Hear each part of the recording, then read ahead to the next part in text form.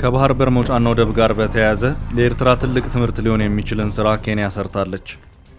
ለኢትዮ ኤርትራ የወቅቱ ውጥረት ታላቅ ትምህርት ነው። ይህ የሆነው ከኡጋንዳ ጋር በተያያዘ ነው። ከ46 ሚሊዮን ህዝብ በላይ ያላት የምስራቅ አፍሪካዊቷ ሀገር ኡጋንዳ ልክ እንደ ኢትዮጵያ ሁሉ ከባህር በር ውጭ የሆነች ወደብ አልባ ሀገር ናት። የኢትዮጵያ የባህር ግንኙነት በቀይ ባህር እንደሆነ ሁሉ የኡጋንዳ ዓለም አቀፍ የባህር ግንኙነት ደግሞ በግዙፉ ህንድ ውቅያኖስ በኩል ነው። ያም ሆኖ ኡጋንዳ በዓለማችን ካሉት 44 ሀገራት መካከል አንዷ በመሆኗ የወደብ ጥገኝነቷ በጎረቤቶቿ በኩል ማለትም በኬንያ እና ታንዛኒያ በኩል ነው። ደቡብ ሱዳን፣ ታንዛኒያ፣ ኬንያ፣ ዲሞክራቲክ ሪፐብሊክ ኮንጎ እና ሩዋንዳ የኡጋንዳ ጎረቤት ሀገራት ናቸው። ከነዚህ የኡጋንዳ ጎረቤት ሀገራት መካከል ደቡብ ሱዳን እና ሩዋንዳ ልክ እንደ ኡጋንዳ ሁሉ ወደብ አልባ ሀገራት ናቸው። ቀሪዎቹ የባህር መውጫ ያላቸው ሀገራት ለኡጋንዳ የባህር መውጫ መንገድ የሚሆኑ አይደሉም። ኡጋንዳ ከኬንያ ውጭ በሌሎች ሀገራት የባህር በር መውጫን ለማግኘት ጥረትን ማድረግ አዋጭ አይደለም። ምክንያቱ ደግሞ በእነዚህ ሀገራት በኩል ወደ ባህር ለመውጣት መሞከር ካለው ጂኦግራፊያዊ ርቀት አንጻር ብዙም አዋጭ ሆኖ ባለመታየቱ ነው። በታንዛኒያ በኩል እየሰራ ያለ አማራጭ መስመር አለ፣ ግን ደግሞ የትራንስፖርት ዋጋው እጅግ ከፍተኛ ነው። እናም ኡጋንዳ ከባህር በር መውጫ ጋር በተያያዘ ሙሉ ትኩረቱ ያለው በኬንያ በኩል ባለው የህንድ ውቅያኖስ መውጫ ላይ ሆኖ ይታያል። ውቅያኖሶችም ሆነ ባህሮች የዓለም የጋራ ሀብት ናቸው። ሆኖም ከባህር በር ውጭ የሆኑ ሀገራት ወደ እነዚሁ ዓለም አቀፍ ባህሮችና ወደቦች ለመድረስ የግድ በእነዚሁ የውሃ አካላትና በእነሱ መካከል ያሉትን ሀገራት ግዛት ማቋረጥ ይጠበቅባቸዋል። ጥያቄው በእነዚሁ ዓለም አቀፍ የውሃ ክፍሎችና ከባህር በር ውጭ በሆኑ ሀገራት መካከል ያሉ የሌላ ሀገራትን ግዛት በምን መልኩ ማቋረጥ ይቻላል የሚለው ነው። ኡጋንዳ በህንድ ውቅያኖስ በኩል የባህር በር መውጫን ለማግኘት 500 ኪሎ ሜትር ርዝመት ያለውን የሌላ ሀገር ግዛትን ማቋረጥ ይጠበቅባታል። በሌላ አቅጣጫ ኢትዮጵያ በአሰብ አቅጣጫ ወደ ቀይ ባህር ለመውጣት 60 ኪሎ ሜትር የኤርትራን ግዛት ብቻ ማቋረጥ የሚጠበቅባት ይሆናል። ይህም የእግር ጉዞ ያህል ርቀት እንደማለት ነው። የኢትዮጵያን ከባህር በር ውጭ የመሆን ጉዳይ በእጅጉ አስገራሚ ከሚያደርጉት ምክንያቶች መካከልም ኢትዮጵያ የባህሩ ጫፍ ላይ ሆና ሳለ ከባህር በር እንዳይኖርሽ ድርሽም እንዳት መባሏ ነው። የሚገርመው ድርብ ዝግ የሆኑ ደብል ላንድ ሎክድ የሚባሉ ወደብን ለማግኘት አንድ ሀገር ብቻ ሳይሆን የሁለት ሀገራትን ግዛት ማቋረጥ ግድ ያላቸው ሀገራትም አሉ። ሊችተንስታይን እና ኡዝቤኪስታን የተባሉ ሀገራት ደብል ላንድ ሎክድ የሚባሉ ናቸው። ከዚህ ባለፈም ሙሉ በሙሉ በአንድ ሀገር ተከበው ከባህር በር ውጭ የሆኑና የባህር በር ግንኙነታቸውም 100% በከበባቸው ሀገር ጥገኛ የሆኑ ሀገራትም አሉ። እነዚህም ሌሶቶ፣ ሳን ማሪኖ እና ቫቲካን ናቸው። ሌሶቶ ሙሉ በሙሉ በደቡብ አፍሪካ የተከበበች ሀገር ናት። ሳን ማሪኖ እና ቫቲካን ደግሞ በጣሊያን የተከበቡ ሲሆኑ የባህር መውጫቸው ጣሊያን ናት። ከኢትዮጵያ ውጭ አብዛኞቹ ከባህር በር ውጭ ያሉ ሀገራት ከዓለም አቀፍ ባህር ያላቸው ርቀት ከፍተኛ ሆኖ ይታያል። በአብዛኛው በ100 ኪሎ ሜትሮች የሚቆጠር ሆኖ ይታያል። ያም ሆኖ የባህር በር መውጫን በተመለከተ ከተወሰኑ ጊዜያት ወዲህ ልክ እንደ ኢትዮጵያ ሁሉ ኡጋንዳም ማጉረምረም ጀመረች። በኡጋንዳ ምድር እስከ መቼ ታፍነን እንኖራለን? በህንድ ውቅያኖስ በኩል ኡጋንዳ የባህር በር መውጫ ማግኘት አለባት የሚለው ጥያቄ ጎልቶ መሰማት ጀመረ። የባህር በር መውጫ መንገዱን ማመቻቸት አለባት የተባለችው ደግሞ በህንድ ውቅያኖስ በኩል የኡጋንዳ የወደብ አገልግሎት ሰጪ የሆነችው ኬንያ ናት። ይኸው ጥያቄ በኡጋንዳ ፕሬዝዳንት ዩዌሪ ሙሴቬኒ ሲጠየቅ ኬንያ ዝምታን መረጠች። ከዚያም በኡጋንዳ በኩል ነገሩ እየገፋ ከመሄድም ባለፈ የለም የባህር በር መውጫ መንገድን ካልከፈታችሁልን በስተቀር ጦርነት ማንሳታችን አይቀርም፣ ይህንን ኬንያና ኬንያውያን አስረግጣችሁ ማወቅ አለባችሁ የሚለው ቃል ጠንከር ብሎ በኡጋንዳ መንግስት ተስተጋባ። በዚህ ወቅት ኬንያ ነቃለች። የኬንያና የኡጋንዳ ሚዲያዎችን ለጉዳዩ ትኩረት በመስጠት በሰፊው መዘገቡን ተያያዙት። ነገሩ እንዴት ነው በሚል ፕሬዝዳንቱ ዊሊያም ሩቶን ጨምሮ የኬንያ ባለስልጣናት መወያየት ጀመሩ። በዚህ መሃልም እንደ ፕሬዝዳንት ዊሊያም ሩቶ አንድ ግዙፍ የብረት ኢንቨስትመንትን ለመመረቅ ወደ ኡጋንዳ አመሩ። በአንድ መድረክ ላይም ሆነው ከኡጋንዳው ፕሬዝዳንት ዩዌሪ ሙሴቬኒ ጋርም ታዩ። በዚህ የምረቃ ስነ ስርዓት ላይ ንግግር ያደረጉት ዊሊያም ሩቶ የኡጋንዳን ወደብ አልባነትና የባህር በር ፍላጎትንም ጭምር አንስተው አንድ ጠንከር ያለ ንግግርንም አደረጉ።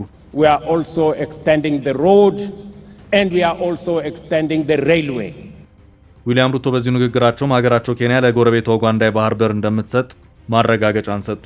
ኡጋንዳ በኬንያ በኩል በነዳጅ ቧንቧ፣ በመንገድና በባቡር ሀዲድ አማካይነት በህንድ ውቅያኖስ ላይ የባህር በር እንድታገኝ እናደርጋለን ሲሉም ተናገሩ። We believe that this region needs to move as one. በንግግሩ ታዳሚያን በኩልም ከፍ ያለ ጭብጨባ ተሰማ።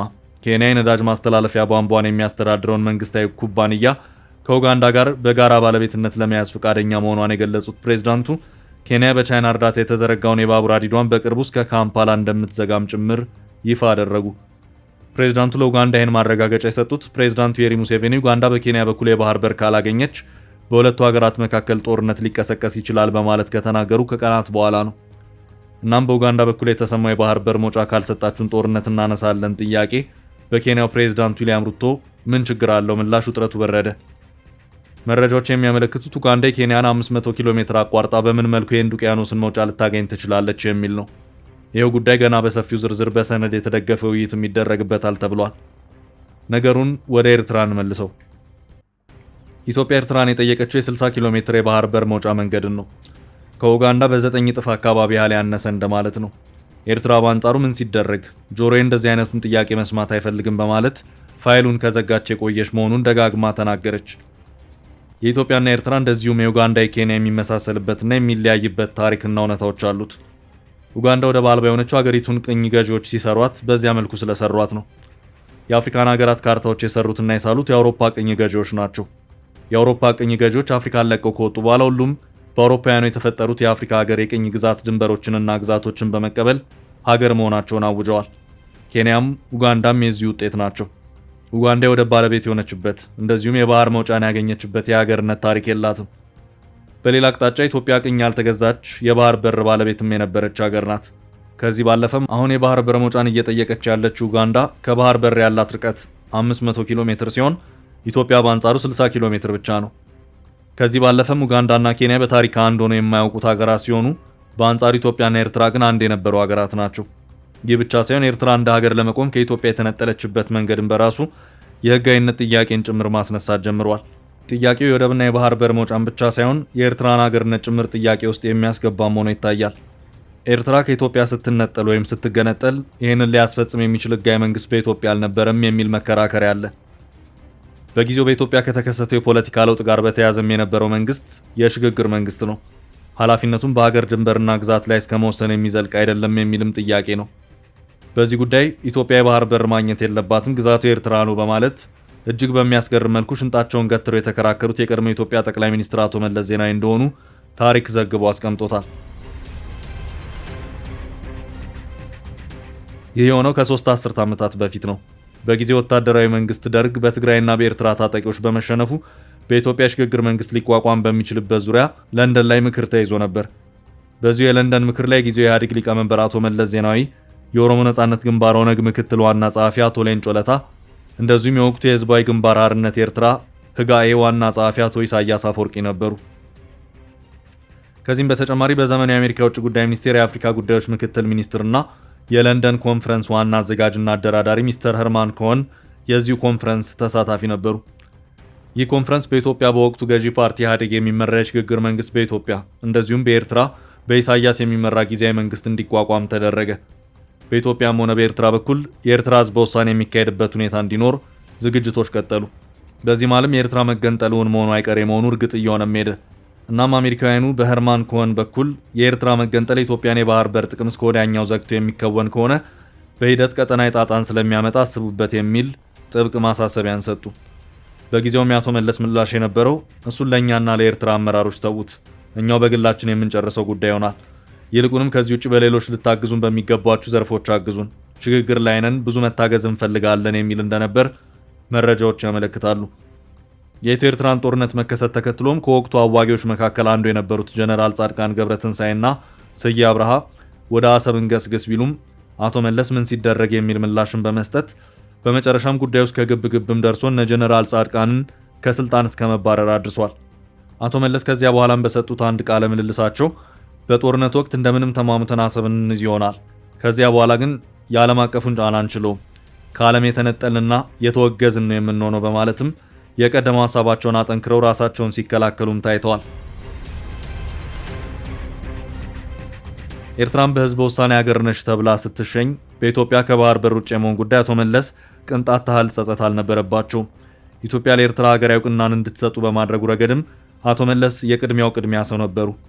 ነገሮች በዚህ መልኩ ቢያልፉም ኬንያ በኡጋንዳ ጉዳይ ጥያቄውን ስትቀበል ኤርትራ ግን ምን ሲደረግ ብላለች። ደጋግማም አይሆንም እያለች ነው። ከሰሞኑ ኤርትራ የውጭ ጉዳይ ሚኒስቴር የኢትዮጵያው ባለስልጣናት በባህር በር ዙሪያ መግለጫዎችን በማውጣት ኢትዮጵያን የቀይ ባህር ቁልፍ ባለድርሻ እንድትሆን የሚያደርገው ሙከራ የማይሳካ ነው ሲሉ አጣጥለዋል።